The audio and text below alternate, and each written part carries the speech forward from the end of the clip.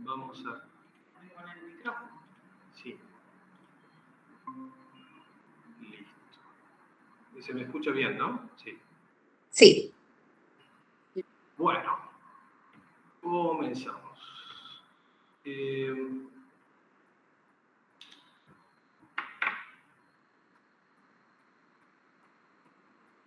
La última vez habíamos visto el tema de la primera visión de la primera parte. Que recordemos, la primera visión narra, relata la visión del Señor sobre el Monte Santo. Recapitulando en breve, en esta visión el Señor le encarga a Santa Hildegarda proclamar y hablar del principio de salvación hasta que lo aprendan aquellos que aún conociendo los más profundos contenidos de las Escrituras, no se atreven porque son tibios y tardos en observar la justicia de Dios. Por ese motivo le encarga a la santa revelar los secretos de la mística que ellos, temerosos, en un campo escondido y sin frutos, ocultan. Este breve pasaje que yo acabo de citar, de Lesibias, nos pone sobre la pista del carácter profético que tienen las visiones, que comunica la santa, y también del lenguaje simbólico que emplea para comunicarlas. Atendiendo a esto, es que lo que yo me he propuesto ahora es decodificar el mismo mensaje de esta primera visión, pero empleando la imagen que acompaña el texto de esta visión. Una reproducción del facsímil de Eibingen correspondiente al códice de Rupertsberg, el denominado Riesenkodex o Códice de Wiesbaden, que contiene el Sivias y las ilustraciones que hicieron los monjes que transcribieron la obra de la santa. Entonces, lo que ustedes tienen en pantalla, y esto es lo que acabo de compartirles, es la reproducción del facsímil que muestra justamente al Señor sobre el Monte Santo. Es una reproducción justamente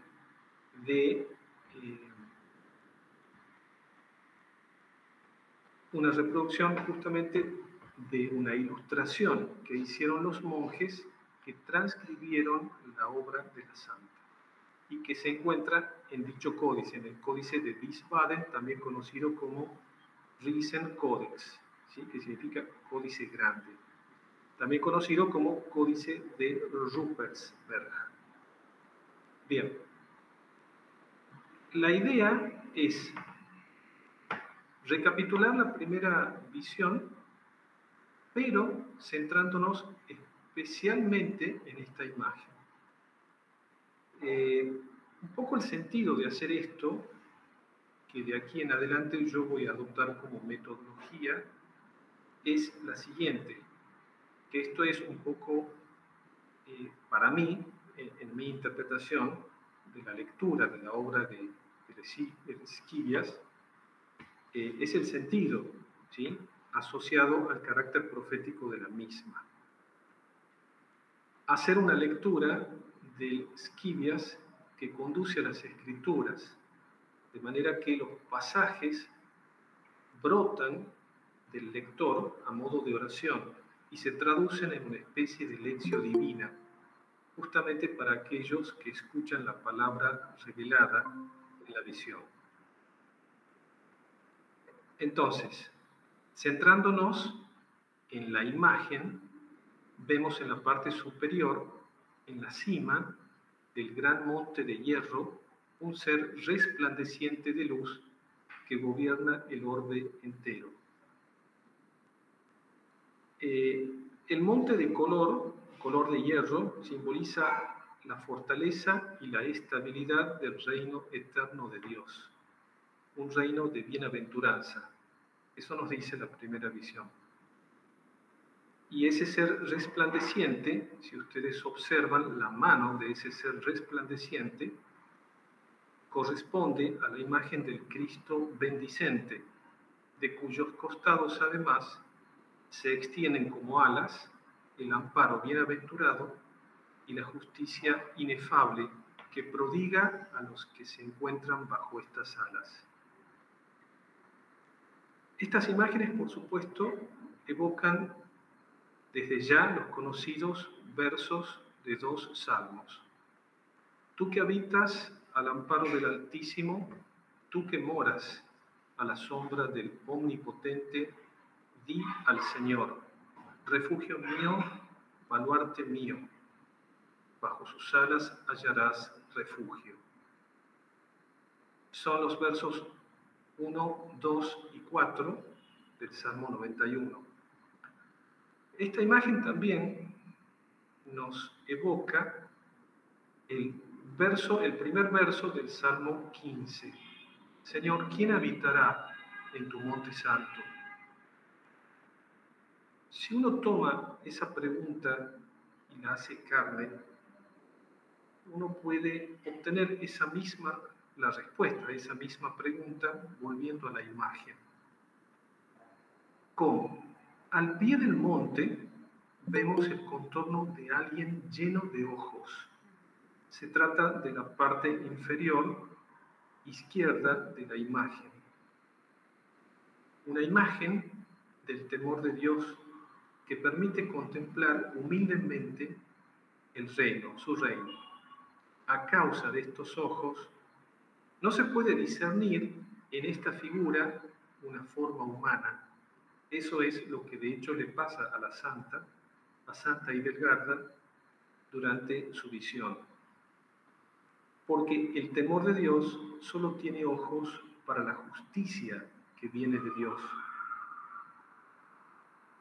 Volvemos a preguntarnos, Señor, ¿quién habitará en tu monte santo? Y ahora sí, podemos respondernos en función de ese temor de Dios, el de conducta íntegra que actúa con rectitud. Delante de la imagen del temor de Dios, vemos otra, la imagen de un niño, que se encuentra en el extremo inferior derecho. El niño, nos dice la visión, se encuentra vestido con túnica pálida y calzado blanco, que simboliza a los pobres de espíritu. La luz viva que le habla en la visión a Hildegarda le explica que el temor de Dios sostiene con fuerte mano en la humilde devoción a la bienaventurada pobreza de espíritu, que no se jacta ni se engríe con su justo obrar, sino que consagra sus obras justas al Señor. Tal es la palidez de la túnica que representa la sumisión. Por otra parte, si nosotros nos fijamos en ese niño, no se le puede ver el rostro, porque lo impide la claridad serena que envía sobre su cabeza el que está sentado en la cima del Monte Santo, símbolo, por lo tanto, de la imposibilidad de escrutar en el rostro del niño el designio divino que oculta con su resplandor la bienaventuranza de la pobreza de espíritu. Volvemos entonces a preguntarnos, Señor, ¿quién habitará en tu monte santo? Podemos ahora respondernos, los pobres de espíritu. Y viene a nuestra mente el famoso pasaje de Mateo 5:3. Bienaventurados los pobres de espíritu, porque de ellos es el reino de los cielos. Y este otro pasaje de Mateo 18:3. En verdad les digo, si no se convierten y se hacen como niños, no entrarán en el reino de los cielos. Volvamos ahora a la imagen de la visión. ¿Qué más vemos?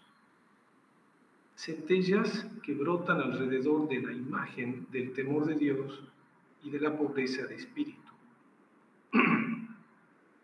Se trata de las virtudes que el Señor envía a los que le temen y aman la pobreza de espíritu.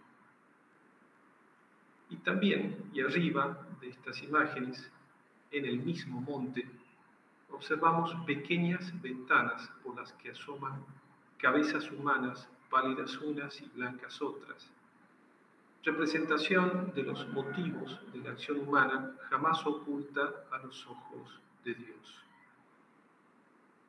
La primera visión concluye con una cita de Salomón en Proverbios 10:4. Mano indolente empobrece, la mano de los diligentes enriquece, cuya sencilla explicación es a la vez exhortación.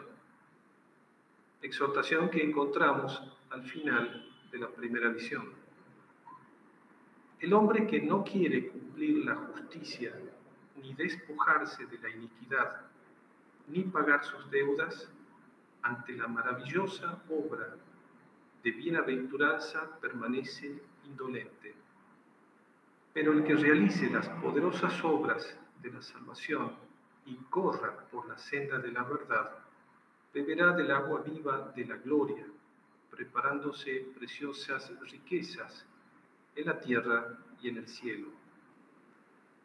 Que quien tenga pues la ciencia del Espíritu Santo y las alas de la fe, no sea indiferente a esta exhortación que viene de lo alto, sino que la goce, la celebre y la reciba en su alma. Tal es el propósito del Esquivias. Conoce los caminos para elegir cuál recorrer.